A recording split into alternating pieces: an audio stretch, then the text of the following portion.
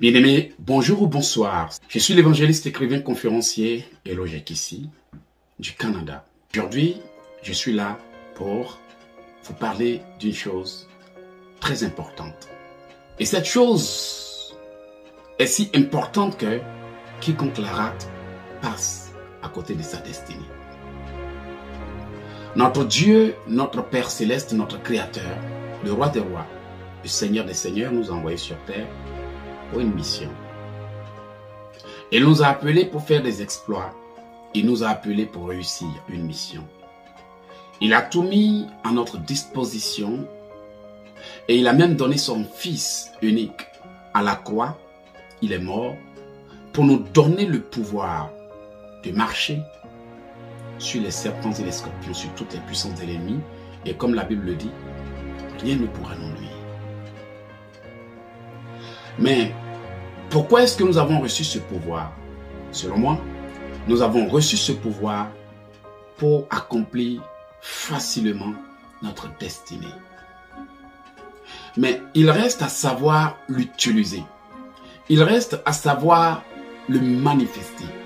Et aussi, dans certains cas, il reste à savoir vivre dans les conditions qui permettent à ce pouvoir de se manifester.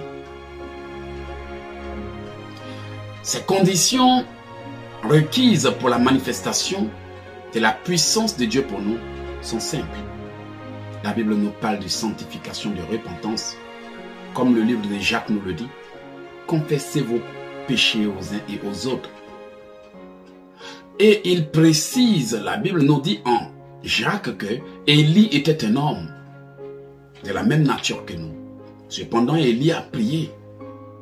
Et la pluie s'est arrêtée de tomber. Il a encore prié et la pluie est retombée. Et la Bible précise que la prière du juste a une grande efficacité. Mais la condition pour que la prière du juste soit efficace, c'est la sanctification. Et une autre condition aussi fait état du fait que nous devons prier en tout lieu et en tout temps pour que notre corps ne faiblisse pas, étant donné que l'esprit est disposé, mais le corps est faible. Cela se justifie par le pourquoi parfois nous avons envie de faire quelque chose, mais le corps résonne. Nous entendons notre voix intérieure de l'esprit qui nous dit « Fais ceci », la chair te dit « Non, pas aujourd'hui, une prochaine fois ». Il y a donc tellement de batailles autour d'une seule chose que nous ne comprenons pas. C'est ce que j'appelle la bataille du trône. Cette bataille est si importante que quiconque ne la gagne pas reste au même endroit.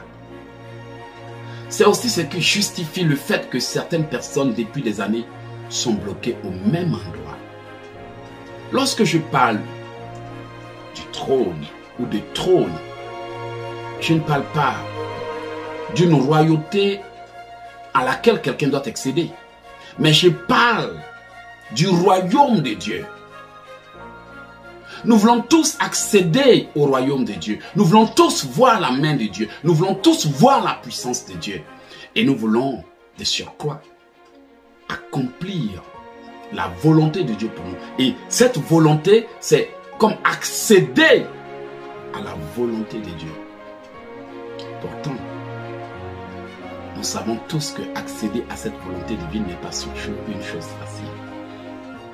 Parce qu'il y a tellement de combats, tellement de batailles, tellement de souffrances que parfois tu deviens toi-même ton propre ennemi, étant donné que lorsque les choses que Dieu t'a promises deviennent difficiles à obtenir, tu fais des concessions et tu fais des choix.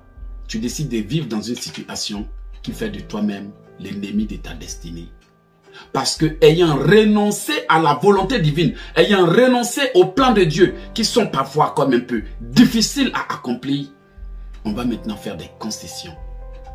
On va faire des compromis qui nous bloquent et nous empêchent d'accéder au trône de la grâce.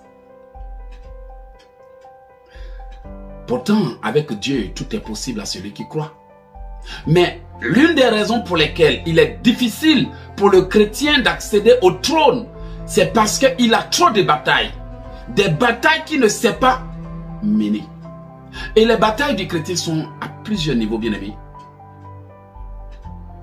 Il y a d'abord le niveau charnel, le niveau spirituel et aussi le niveau intellectuel. Niveau charnel parce que il y a bien de barrières auxquelles on est confronté. La chair, la paresse, la négligence, la lourdeur, la distraction, toutes choses qui influencent la chair et l'empêchent de se concentrer.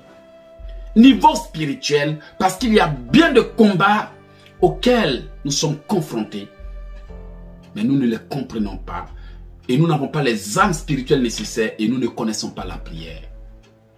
Étant donné que beaucoup de personnes sont restées à l'église à attendre que les pasteurs leur imposent les mains, ce n'est pas leur faute.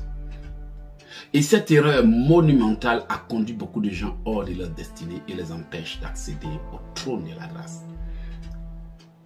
L'une des personnes qui était destinée à être couronnée, qu'il était spirituellement, c'est-à-dire David, mais qui a été confronté à beaucoup d'obstacles,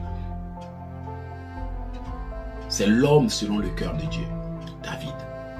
En Psaume 60, versets 11 à 12, il dit ceci: donne-nous du secours contre la détresse, le secours de l'homme n'est que vanité. Psaume 72, il dit: avec Dieu, nous ferons des exploits et il écrasera nos ennemis. Amen. Il dit en Psaume 44, verset 5, avec toi nous renversons nos ennemis, avec ton nom nous écrasons nos adversaires. David savait écraser ses adversaires. Il savait comment utiliser le nom de Dieu. Regardez ce qu'il dit: avec toi nous renversons nos ennemis, avec ton nom nous écrasons nos adversaires. Donc David savait invoquer Dieu. Et cela a garanti son trône, cela a conservé sa vie, cela a protégé sa vie. Lorsqu'il était dans la détresse, il a su comment invoquer Dieu. Lorsqu'il était bloqué, il a su comment invoquer Dieu.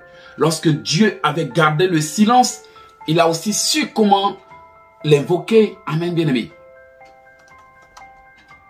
Donc, David savait invoquer Dieu.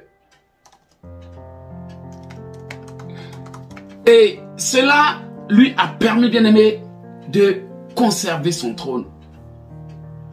Mais aujourd'hui, les enfants de Dieu sont confrontés à une bataille qui les freine et les empêche d'accéder à la volonté de Dieu. Si vous faites partie de ces personnes qui sont confrontées à une bataille qu'elles ne comprennent pas, laissez-moi vous dire ceci.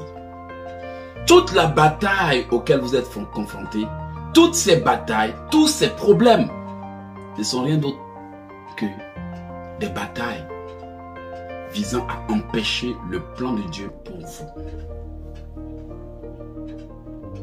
Voici la raison pour laquelle je vous invite très prochainement sur Océan de Grâce TV pour une grande prière en ligne qui vous permettra de savoir comment prier pour rentrer directement dans votre destinée.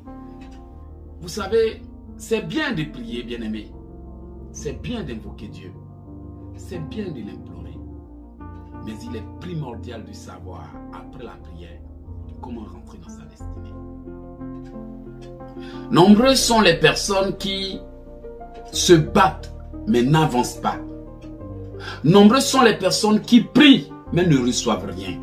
Parce qu'elles se contentent de prier, sans réfléchir, sans se poser des questions, sans demander Dieu, il veut quoi. Elle prie, elle prie, elle prie et elle prie. Finalement, rien n'y va. Je vous invite donc à ce grand moment de jeûne qui aura lieu sur Océan de Grâce à partir du 20 de ce mois, 20 décembre 2020. Il suffit seulement d'aller sur notre chaîne oceandegrâce.com, notre site privé, et de créer un compte gratuitement. Et vous aurez accès au contenu de ce grand moment de jeûne et prière. L'accès au site est gratuit. C'est à vous de décider si oui ou non vous voulez remporter votre bataille. Si oui ou non, Vous voulez que Dieu fasse quelque chose pour vous. Soyez bénis. Merci.